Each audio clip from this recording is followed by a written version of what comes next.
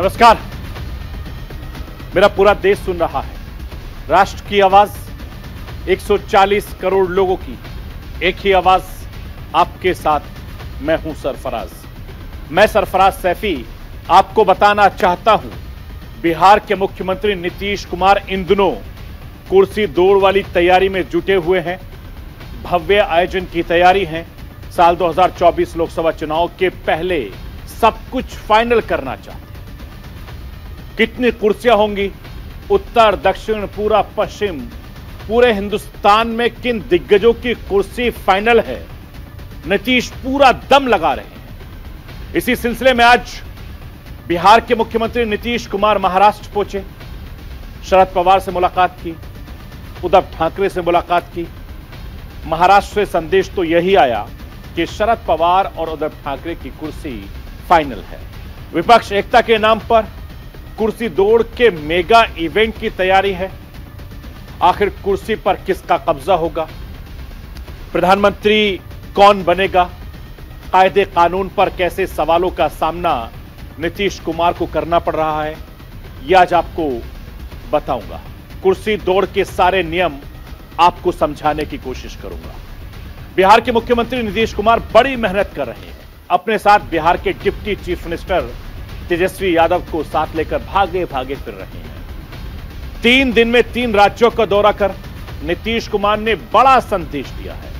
2024 में केंद्र की सत्ता में परिवर्तन वाले बड़े मकसद के साथ नीतीश कुमार आगे बढ़ रहे हैं। 10 मई को बिहार के सीएम नीतीश कुमार ने झारखंड के मुख्यमंत्री हेमंत सोरेन से मुलाकात की, विपक्षी एकता पर खुलकर बात की। इससे पहले 9 मई को नीतीश कुमार ओडिशा पहुंचे।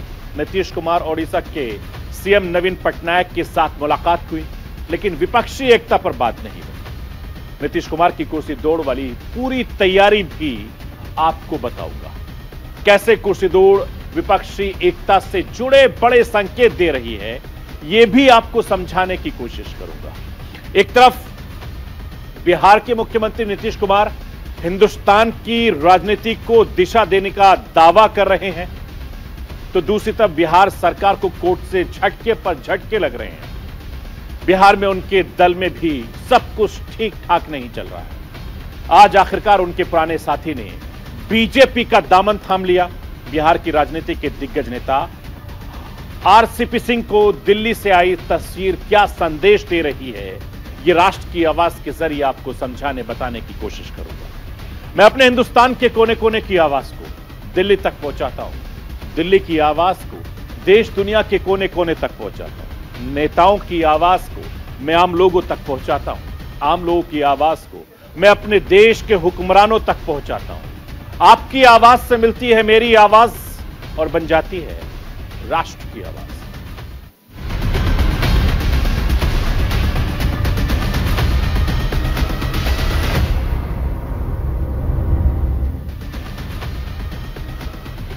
एक खेल है कुर्सी दौड़। शहरों में, गांव में बहुत पॉपुलर गेम है। हर किसी ने बचपन में इस खेल को कभी ना कभी जरूर खेला होगा। कुर्सी दौड़ के नियम बहुत सरल होते हैं। मैं आपको बताना चाहता हूं, संदेश काफी ज्यादा बड़ा होता है। कुर्सियों का एक घेरा तैयार किया जाता है। जितनी कुर्सी होती हैं, उससे एक ज्यादा खिलाड़ी कुर्सी को घेरे के घेर कर खड़े हो जाते हैं। तस्वीर आपके सामने भी दिखा रहा हूं। म्यूजियम बजता है, खिलाड़ी भागते हैं। जैसे ही म्यूजिक रुकता है, खिलाड़ियों को एक कुर्सी पर कब्जा करना होता है। जिसे कुर्सी नहीं मिलती वो बाहर हो जाता है और ये चक्र चलता रहता है। आखिरी राउंड में पता चलता है कि कुर्सी का असली हकदार कौन होगा। जीवन में भी ऐसा ही कुछ है, हमेशा चलता रहता है। कुर्सी दौड़ हर बच्चे को इसके लिए मानसिक तौर पर तैयार करती है। सतर्कता हटी, कुर्सी हाथ से गई। आज मैं आपको कुर्सी दौड़ के बारे में बता रहा हूं। इसके पीछे खेल से जुड़ा कोई मकसद नहीं है। मैं आपको एक सियासी खेल के बारे में समझाना चाहता हूं। मैं आपको एक ऐसे कुर्सी दौड़ के बारे में बताना चाहता हूं जिसकी तैयारी इस वक्त हिंदुस्तान की राजनीति में जोर शोर से चल रही है। मैं आपको यह बताना चाहता हूं कि विपक्षी एकता के नाम पर बहुत बड़ी तैयारी चल रही है। चाहे उत्तर हो, दक्षिण हो, पूरब हो, पश्चिम हो, पूरे हिंदुस्तान में सियासी पिच सजाई जा रही है। हिंदुस्तान के किस हिस्से में किसकी कुर्सियां इकट्ठी हो सकती हैं, इस पर बारीकी से काम चल रहा है। करीब 1 साल का वक्त बचा है। बिहार के मुख्यमंत्री नीतीश कुमार ने अपने कंधे पर बड़ी जिम्मेदारी ले रखी है। नीतीश कुमार इसे बड़े लेवल की कुर्सी दौड़ की तैयारी में जुटे हैं। नेशनल लेवल पर इस सियासी कुर्सी खेल का आयोजन होना है।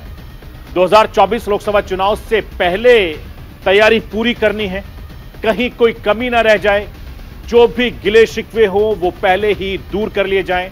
बिहार के मुख्यमंत्री नीतीश कुमार हर खिलाड़ी से बार बार मिल रहे हैं, ठोक बजाकर हर तरह की बात कर रहे हैं, ताकि सब दिल से एकजुट हो, सब मिलकर खेल सकें, सब खुलकर खेल सकें। 2024 में होने वाले इस मेगा सियासी इवेंट में सारे खिलाड़ी अपना दम पूरी तरीके से लगा सकें, किसी के मन में कोई दुविधा ना रहे। कहीं इस कुर्सी दौड़ में आखिरी कुर्सी पर कोई अचानक से दावा ना ठोक दे। कांग्रेस की भूमिका क्या रहेगी? सबसे बड़ा सवाल यही बना है। कांग्रेस एक खिलाड़ी की तरह भाग लेगी या फिर आखिरी कुर्सी की सबसे बड़ी हकदारी के तौर पर कुर्सी दौड़ का हिस्सा बनेगी? यह भी एक बड़ा सवाल है। कर्नाटक के नतीजे भी कुर्सी दौड़ के नियम पर असर डाल सकते हैं और इस संभावना से इनकार नहीं किया जा सकता। मैं आपको यह बताना चाहता हूं कि बिहार के मुख्यमंत्री नीतीश कुमार के पास अपनी बहुत सारी चुनौतियां हैं, कई सारी परेशानियां हैं। सब छोड़कर नीतीश कुमार जुट गए हैं साल 2024 वाली कुर्सी दौड़ को भव्य बनाने में। अब नीतीश समर्थकों को कौन समझाए? प्यार प्यार में वो खेल बिगाड़ रहे हैं। इतनी मुश्किल से तो नीतीश कुमार सबको साथ ला रहे हैं। अब अभी से प्रधानमंत्री की कुर्सी पर दावा पेश करना कई खिलाड़ियों को पीछे ढकेल सकता है।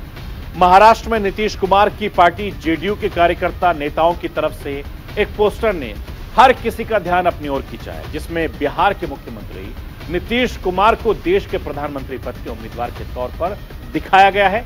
तस्वीर आपके सामने। देश मांगे नीतीश कुमार।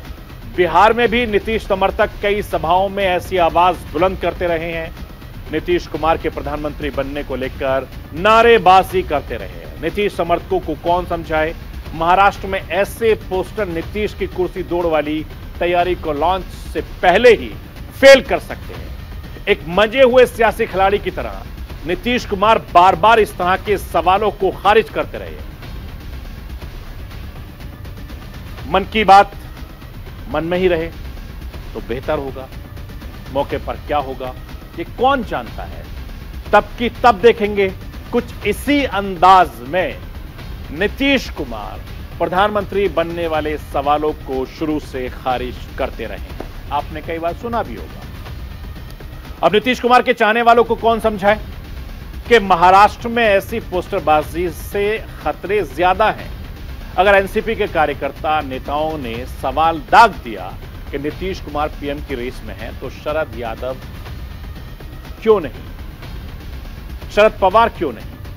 एनसीपी प्रमुख शरद पवार के प्रधानमंत्री बनने में क्या दिक्कत है, जैसा बार बार नीतीश कुमार खुद दोहरा रहे हैं। पीएम कुर्सी पर कौन बैठेगा ये तो आखिर में तय होगा, तो फिर पहले ऐसी पोस्टरबाजी क्यों? यह सबसे बड़ा सवाल बना है। पश्चिमी हिंदुस्तान के सबसे बड़े खिलाड़ी हैं शरद पवार। शरद पवार को साधने, शरद पवार को समझने के लिए नीतीश कुमार आज मुंबई पहुंचे। कुर्सी दौड़ के कायदे कानून सेट करने के बाद महाराष्ट्र की दौड़ लगा रहे हैं बिहार के सीएम नीतीश कुमार। आज अपनी कुर्सी की दौड़ की खातिर नीतीश कुमार अपने दल बल के साथ फिर मुंबई पहुंचे। साथ में बिहार के deputy chief minister Tejashwi Yadav भी मौजूद थे। जेडीयू के राष्ट्रीय अध्यक्ष ललन सिंह, बिहार सरकार के मंत्री संजय कुमार भी साथ नजर आए। कुर्सी दौड़ की तैयारियों के लिहाज से आज का दिन बेहद खास रहा। पहले शिवसेना प्रमुख उद्धव ठाकरे से मिलने के बाद नीतीश शरद पवार के पास पहुंचे। शरद पवार से उनकी मुलाकात बेहद खास मानी जा रही है। केंद्र की राजनीति में पवार ने बहुत लंबी पारी खेली है। केंद्र की राजनीति में उनका लंबा अनुभव रहा है। भारतीय जनता पार्टी के खिलाफ विपक्ष को लामबंद करने में पवार का साथ ज्यादा पावर दे सकता है। और इस बीच अडानी के खिलाफ जेपीसी का विरोध करके शरद पवार ने सस्पेंस को और ज्यादा बढ़ा दिया है। आज मुलाकात का प्लान बनता है। नीतीश कुमार अभी भी पवार को लेकर पॉजिटिव नजर आ रहे हैं। सीएम नीतीश कुमार के साथ मुलाकात के बाद शरद पवार ने सकारात्मक संकेत दिए हैं। शरद पवार ने कहा है कि लोकतंत्र को बचाने के लिए मिलकर काम करना बेहद जरूरी है। अगर हम मिलकर काम करेंगे तो देश को जिस विकल्प की जरूरत है उसके लिए समर्थन मिलेगा। मैं राष्ट्र के आवाज के जरिए आपको शरद पवार नीतीश कुमार की साझा प्रेस कॉन्फ्रेंस को सुनवाना चाहता हूं। सुनिए, समझिए और साल 2024 की सुगबुगाहट। हम लोग चाहते यही है कि देश में एकदम जो बीजेपी की पार्टी जिस तरह से जो कुछ भी कर रही है वो देश के हित में नहीं है।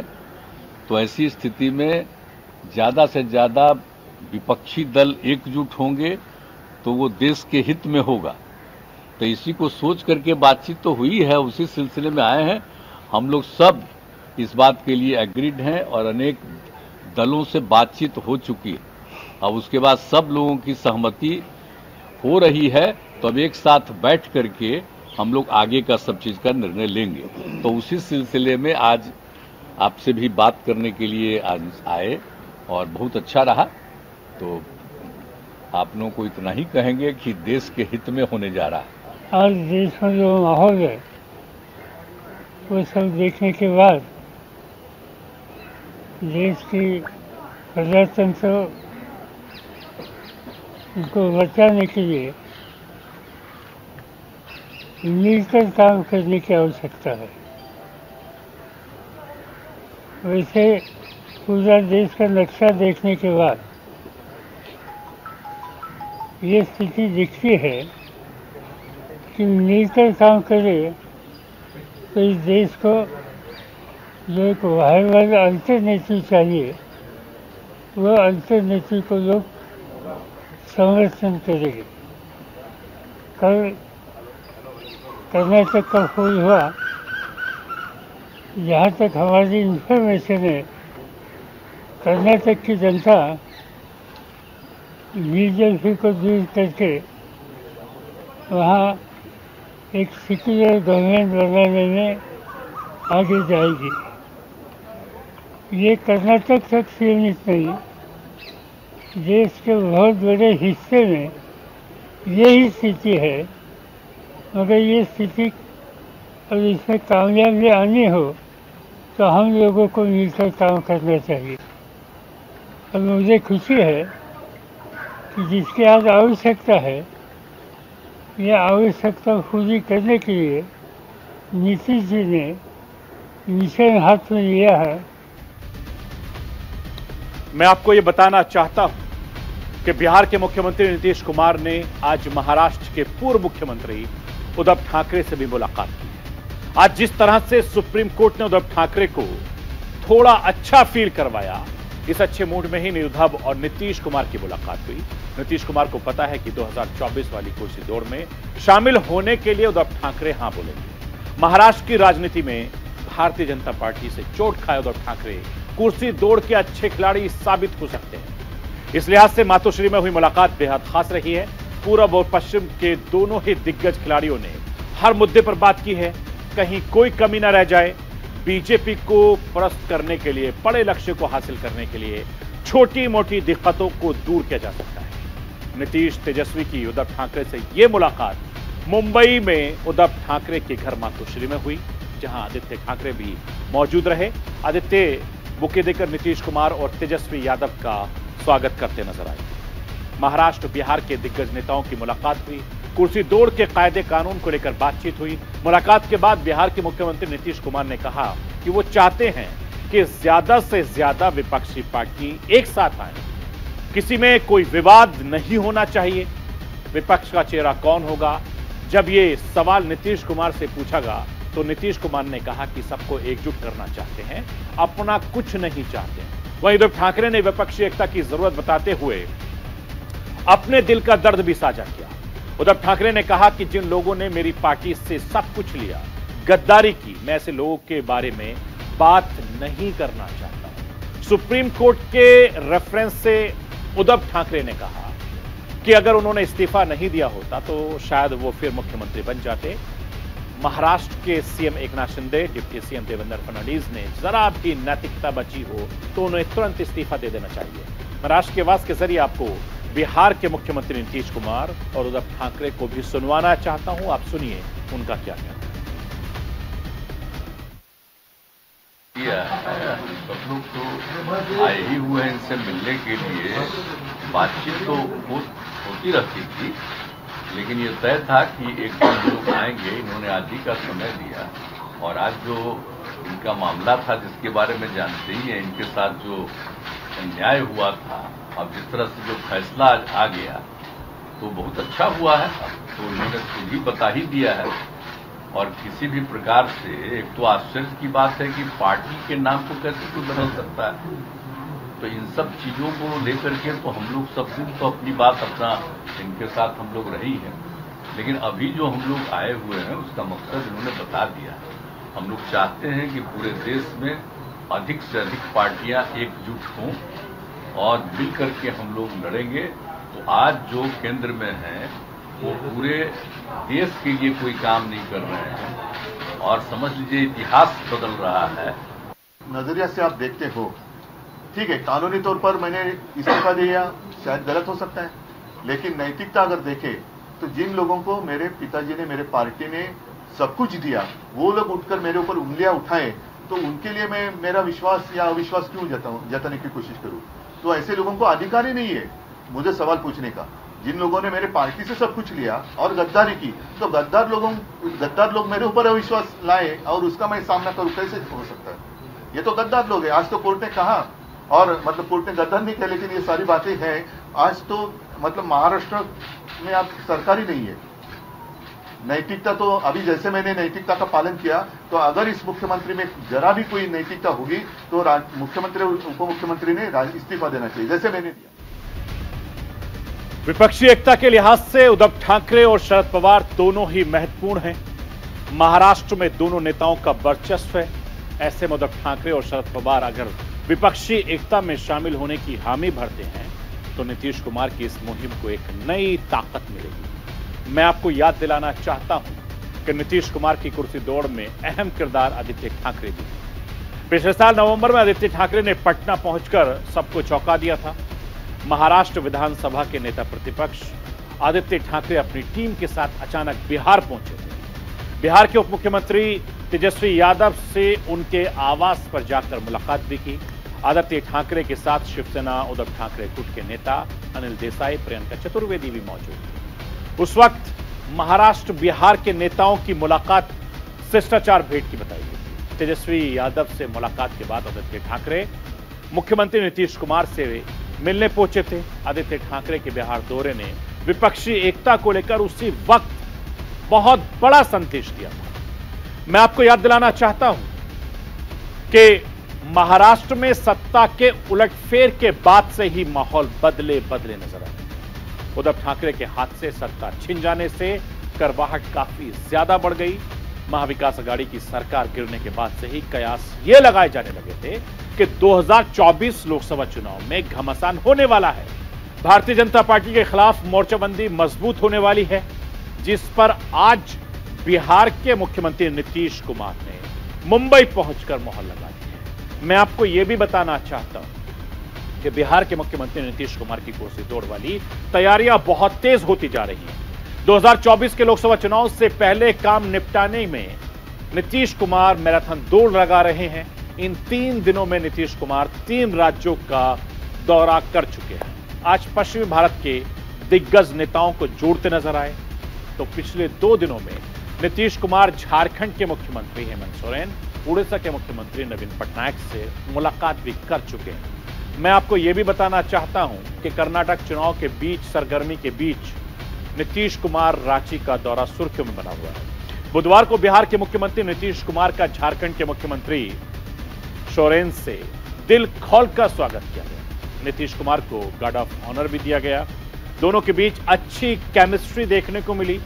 नीतीश कुमार ने हेमंत सोरेन से अपना पुराना रिश्ता बताया। दोनों नेताओं ने विपक्षी एकता को लेकर बात की है। आने वाले दिनों में विपक्षी एकता के और मजबूत होने की बात कही है। मैं राष्ट्र की आवाज के जरिए आपको नीतीश कुमार और हेमंत सोरेन के बयान भी सुनवाना चाहता हूं। आप सुनिए और इनके सियासी मायने निकालिए।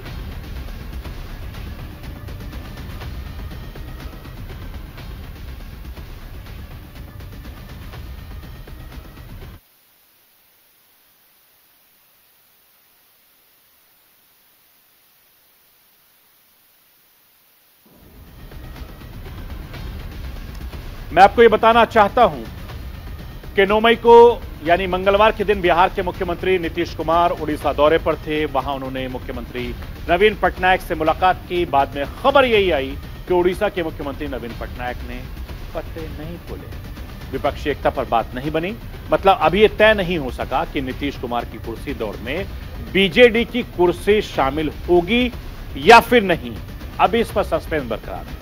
मैं आपको यह भी बताना चाहता हूं कि विरोधियों की तरफ से यही कहा जा रहा है कि सब काम काज छोड़कर नीतीश कुमार कुर्सी दौड़ में जुट गए हैं। बिहार के मुख्यमंत्री नीतीश कुमार कुर्सी दौड़ में चक्कर में लगातार भाग रहे हैं। एक स्टेट से दूसरे स्टेट वो नजर आ रहे हैं, जबकि बिहार में उनकी सरकार के साथ साथ जेडीयू की आंतरिक चुनौतियां और ज्यादा बढ़ती जा रही है। बाहुबली मोहन सिंह से जुड़ा मामला हो या फिर जातीय जनगणना वाला दाव हो, उनकी सरकार को जोरदार झटका लग रहा है। उनके दल में भी सब कुछ ठीक ठाक नहीं है। बड़े बड़े नेता उनका साथ छोड़ रहे हैं। आज आखिरकार जेडीयू के पूर्व अध्यक्ष और पूर्व केंद्रीय मंत्री रामचंद्र प्रसाद भी बीजेपी में शामिल हो गए। दिल्ली बीजेपी मुख्यालय में आज धर्मेंद्र प्रधान ने उन्हें पार्टी की सदस्यता दिलाई। इन सबसे बेफिक्र नीतीश कुमार अपनी तैयारी में लगातार जुटे हैं। कभी उनके करीबी रहे बिहार बीजेपी से जुड़े बड़े नेता नीतीश कुमार पर हमलावर हैं। मैं राष्ट्र की आवाज के जरिए आपको केंद्रीय मंत्री अश्विनी चौबे के बयान सुनवाना चाहता हूं। आप सुनिए। ये विपक्ष जोड़ो अभियान नहीं, ये अपना आंख फोड़ो अभियान है। ये विपक्ष का आंख फोड़ो अभियान है, ये जोड़ो अभियान नहीं है। कल मिले थे, क्या हुआ? कोई राजनीतिक चर्चा नहीं हुई, कुछ हुआ नहीं। ये केवल और केवल जनता को बरगलाने का, जनता को अपना चेहरा दिखाने का कि हम ये पहल कर रहे हैं, और उसके अलावा कुछ भी नहीं है। इनका कोई वैल्यूलेस जिसको कहते हैं, आज के दिन में वो वैल्यूलेस है। राजनीति में उनकी पहुंच ही खत्म हो गई है। वो अपना पहुंच जमा करके किसी तरह से अपनी पहचान बना के रखना चाहते हैं 24 के इलेक्शन तक, ताकि हमको 3 दिनों में 3 राज्यों का मैराथन दौरा कर नीतीश कुमार बड़ा संदेश दे रहे हैं। इससे पहले नीतीश कुमार अपनी कुर्सी दौड़ की तैयारियों के तहत राहुल गांधी, अरविंद केजरीवाल, ममता बनर्जी जैसे राजनीतिक के बड़े खिलाड़ियों से मिल चुके हैं। देखना दिलचस्प होगा कि विपक्षी एकता की उनकी कवायद कितनी कारगर साबित होगी और साल 2024 में ये जोड़ी क्या गुर खिलाती। तो ये थी राष्ट्र की आवाज। बाकी खबरों के लिए आप बने रहिए न्यूज इंडिया के साथ। कल रात 9 बजे फिर होगी।